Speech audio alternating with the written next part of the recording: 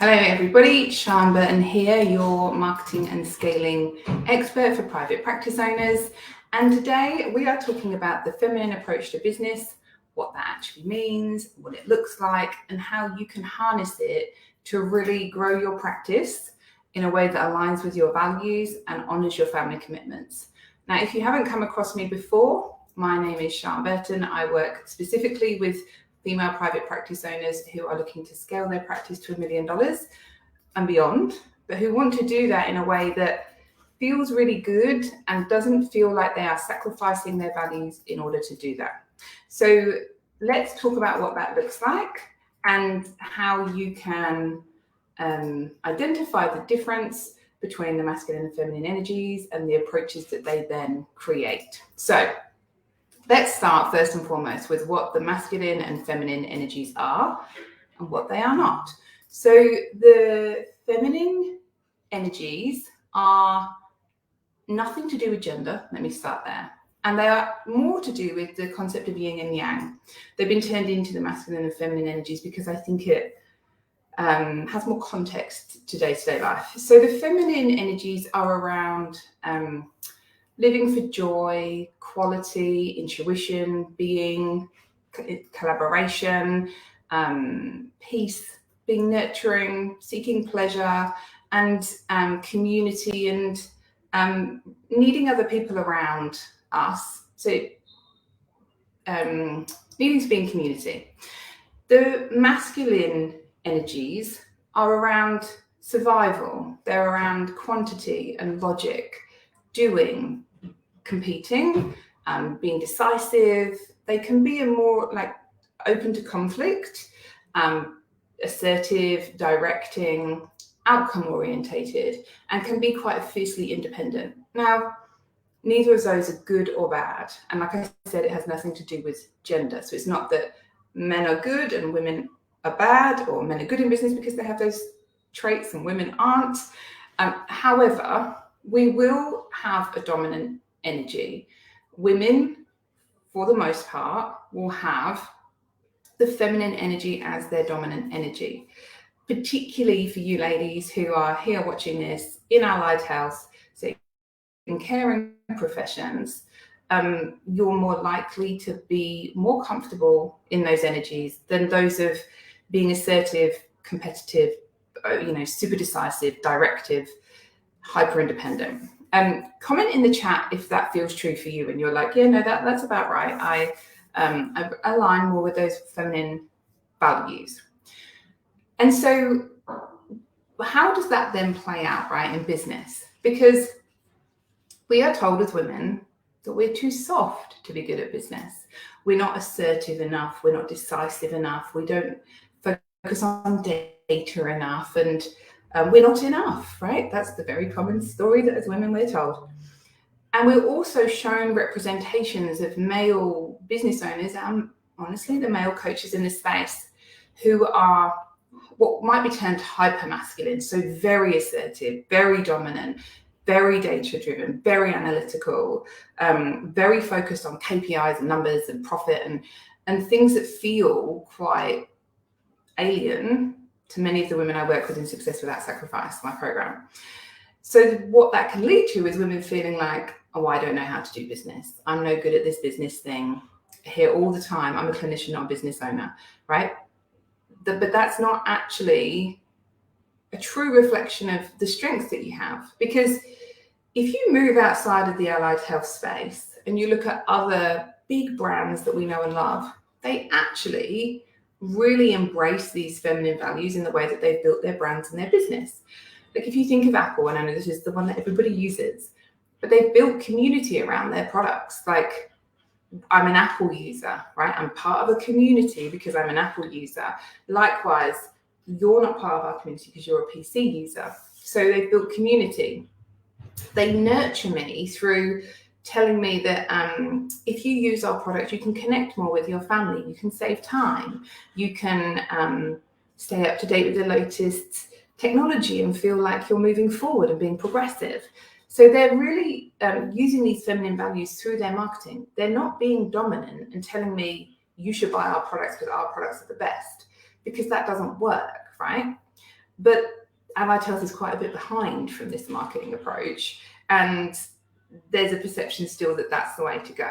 So what I want to tell you, ladies, first and foremost, is that that's not the case. And actually, in more sophisticated marketing fields, when you look at bigger brands, this isn't how they do business. It's not how they market. It's much more focused on these feminine values. So firstly, put that to one side that you're being told that this isn't the way to do it, because it actually is. And as a former director of marketing, this is what I used to do, right?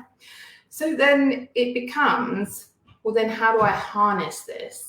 How do I get the best of my feminine energy and sit in my feminine energy? Because I want to be authentic in how I approach my business.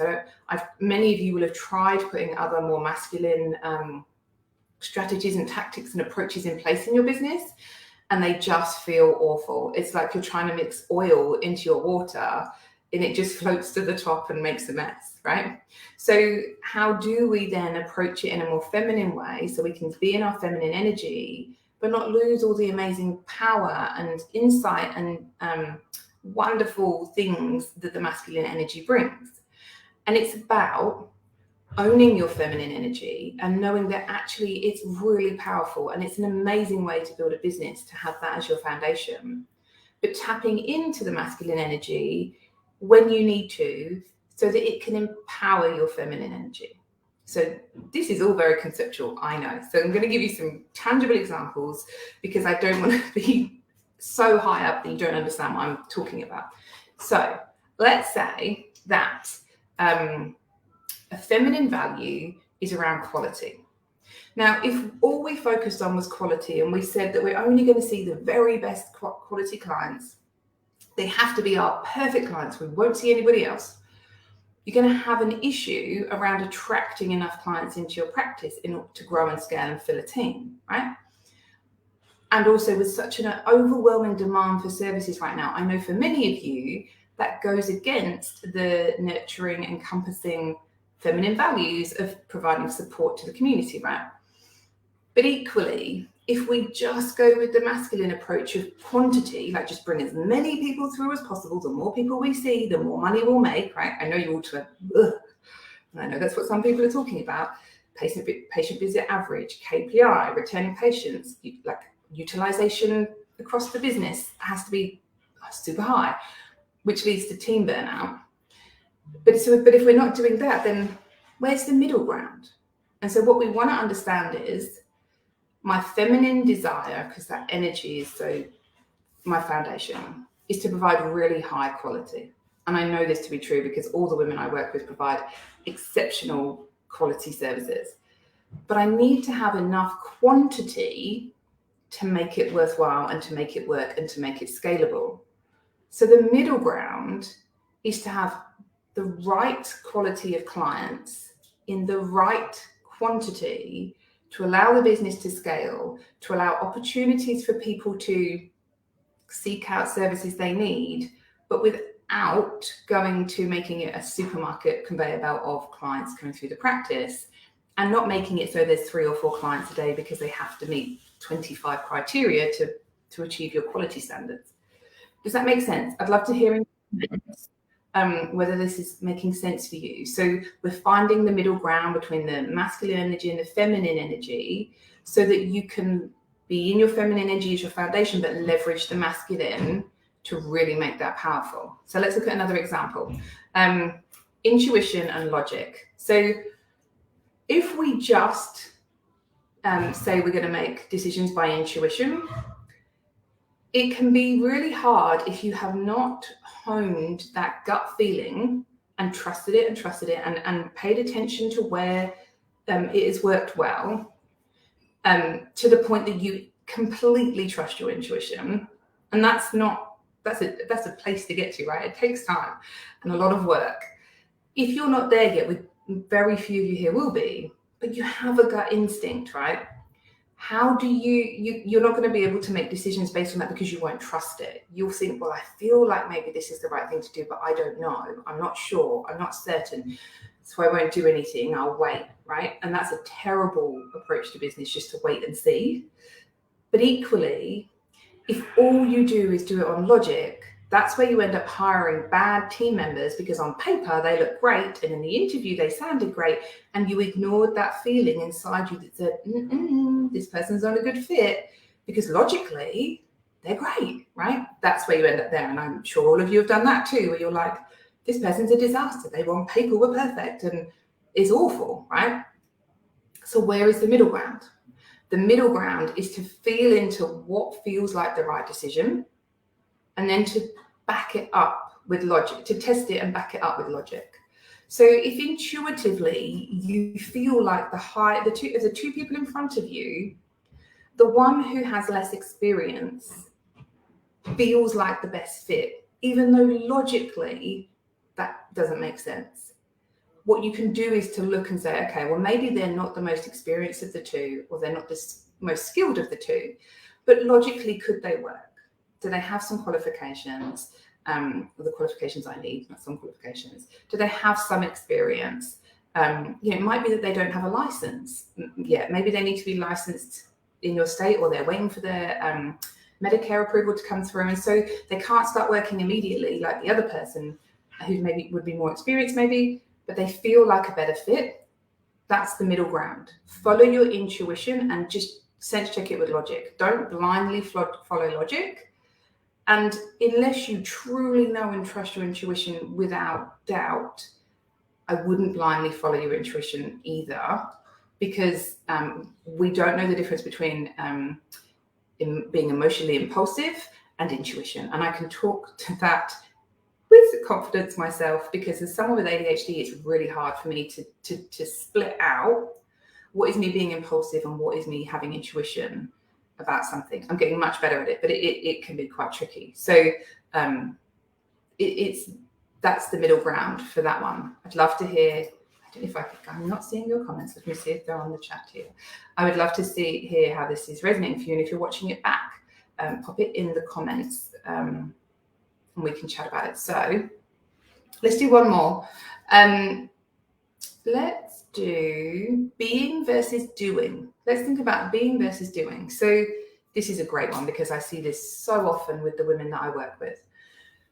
Being, the feminine energy of being, is meditation. It is being at rest.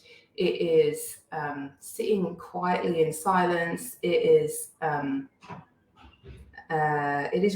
being and rest and quiet and calm and all those wonderful things that we all need more of and don't get enough of, right? Doing, the masculine energy, is as it describes. It is doing the things, putting the marketing in place, it is having the team meetings, it is doing the advertising campaign, it is implementing the new systems. It's the doing. It's the hustle, right?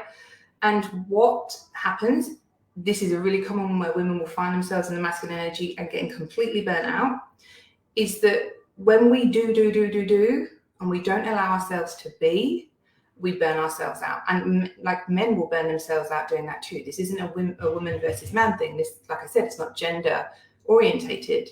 It's about the energy that we're in, and no one can do all the time without eventually burning themselves out.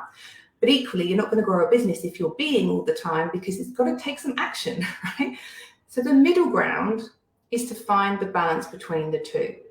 It's to become very strategic about the things you need to do to grow your business, to grow your practice, to take it where you need it to be.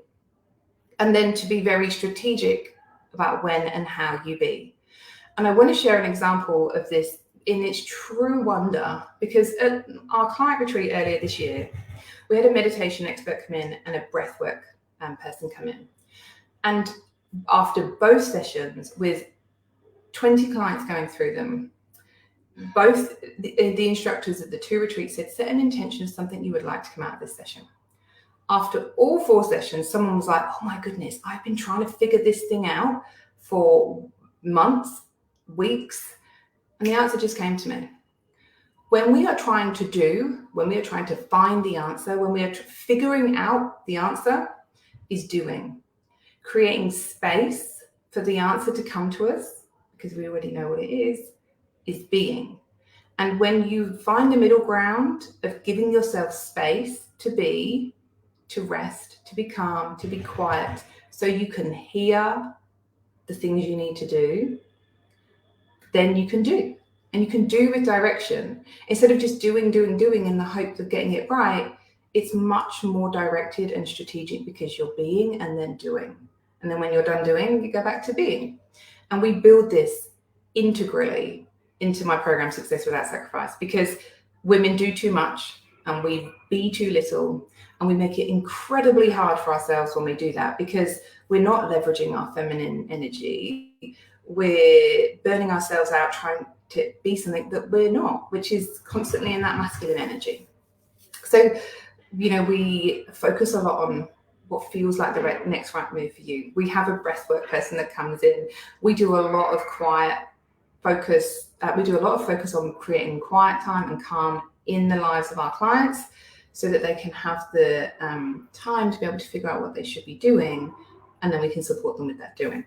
So if that's something that you would like to hear a bit more of, how we are bringing this really, what I know to be quite unique approach into growing a private practice, we will pop a link in the comments below here where you can book in a call to have a chat about what it is we do and whether that might be a good fit for you. If it looks like it might be, then we will jump on a call together and we will create a success plan for you so that you can see exactly how leveraging your feminine energy can grow and scale your business really quickly. We've got clients who are doubling the size of their business, working half as much. That's a very common thing that we do. We can help you to do the same on that call. So I would love to hear your thoughts on this in the comments. I would love to hear whether this resonated for you. I would love to hear your ahas around this middle ground of like, this is the masculine, this is the feminine, here's the middle bit, which is the feminine approach to business, as opposed to trying to adopt strategies that are masculine energy orientated, that don't feel good to you, that aren't authentic, and that are then very difficult to implement because everything in your being wants you to not do it. So I'd love to hear your thoughts in the comments. I look forward to chatting to some of you soon, and I will see you next week on our next training.